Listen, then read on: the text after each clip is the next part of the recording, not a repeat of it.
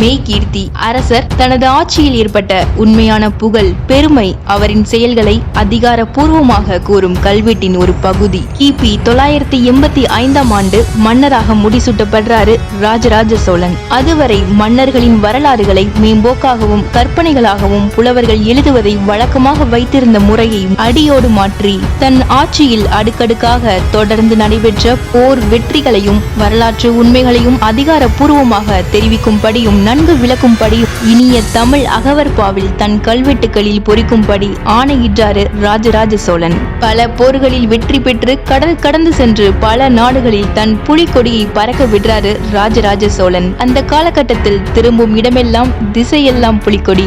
ராஜராஜ சோழன் எந்தெந்த நாடுகளை வென்றார் என்பதை எப்படி தெரிஞ்சுக்கிறது? அதற்கான சான்றாக ராஜராஜ சோழன் விட்டு சென்றதுதான் தஞ்சை பெரிய கோவில். அதில் வெட்டப்பட்ட மெய்கீர்த்தி கல்வெட்டு.